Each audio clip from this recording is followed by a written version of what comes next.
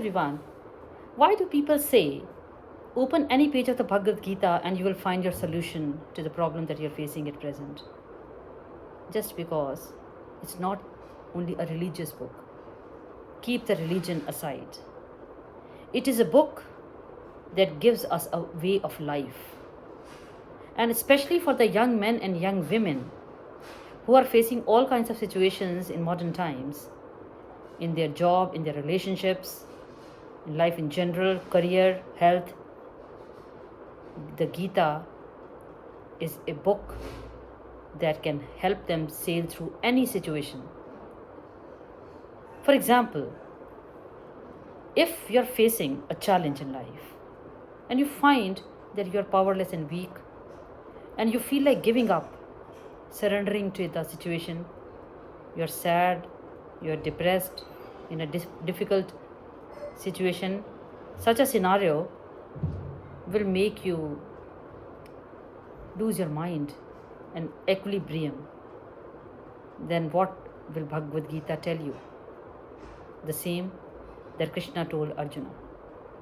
The setting, Arjuna is standing in the battlefield and he's suddenly confused when he looks at the opponent, Bhishma Pitama, Dronacharya, his friends and relatives, his family, and he's suddenly developing cold feet. He's having doubts whether I'll be able to kill these people.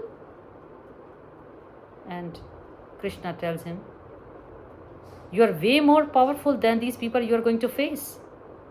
You just have to do your karma, do your karma, which you are meant to do. So Krishna is just a facilitator. And he is telling Arjuna something that helps him to make his choice. So these young men and young women who are facing difficulties in modern times, if they read the Bhagavad Gita, they will suddenly realize that they are way more powerful than the challenges they are facing. Life is bigger than their problem. Do not ever give up. Keep going.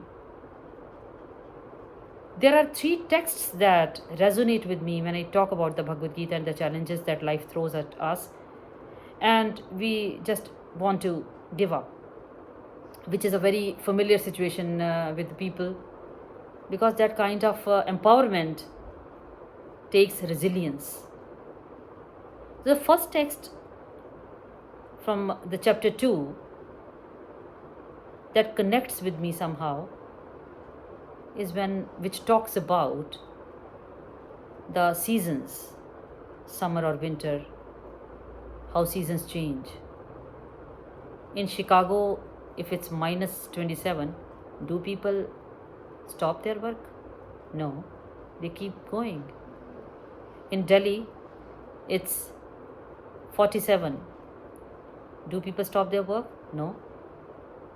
So the Bhagavad Gita tells us to ignore the sufferings, the pain, the heartbreak, and somehow keep going.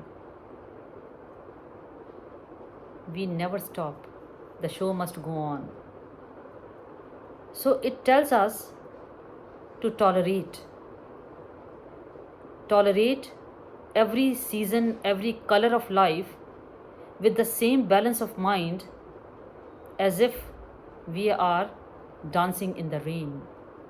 The Bhagavad Gita does teach us to dance in the rain, not to just wait for the rainbow.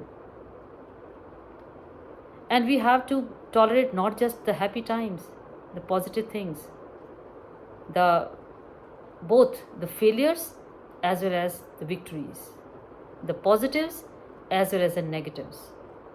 Because positives and negatives, failures and victories, happiness and sorrow, death and life or birth, both distract us from the goal we have come hither for. We are not supposed to allow ourselves to be distracted from our goals, from our karmas. So this is one thing that stays with us.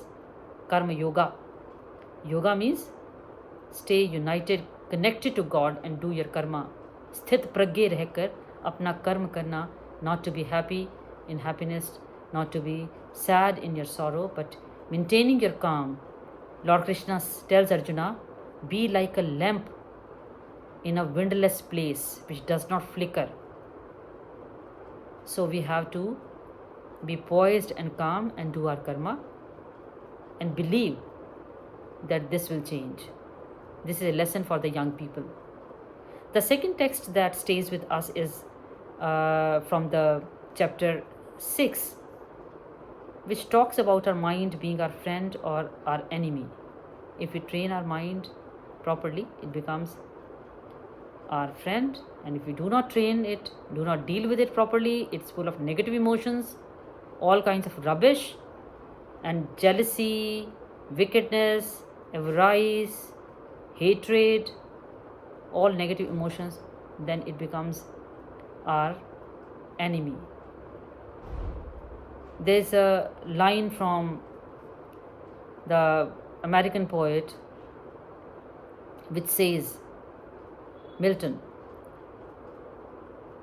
that mind is something that makes a heaven of hell and hell of heaven. We can be very successful, even then our mind sometimes is full of jealousy and hatred, and it doesn't allow us to be happy. So deal with your mind properly, and you'll be able to sail through in a poised state of mind.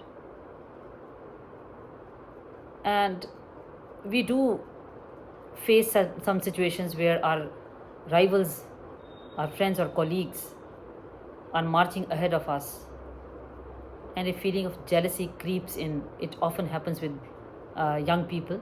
They become jealous, they become insecure. Why is he going ahead of me? Then you have to tell yourself, though in temporal terms he may be doing this thing, but that sudden X factor which makes him successful, although you may be working harder than him, but he is more successful because God is with him. God is doing this work through him. And the third text that connects with us is when Lord Krishna says, Narayan Narayan, the thing that I was talking about yesterday in the last video, that you have to see the splendor of the divine, of God in every little thing. The rainbow, the trees, the birds, the grass, everything. The splendor of divinity, if you are used to witnessing in everything and you train your mind like that, nothing will ever disturb you. Nothing will ever make you lose your mind. So these are the 3 lessons from the Bhagavad Gita that I think connect with us and empower us to be decisive in life, to make our choices with calm and composed frame of mind, and face the trials and tribulations and come out as a victorious being, because we are all divine beings in a nutshell. So the Bhagavad Gita helps us as if it helps a ship caught in the tempestuous winds and guides it to sail through safely. Make Lord Krishna your pilot, your charioteer, and you will see what difference does it make to your life.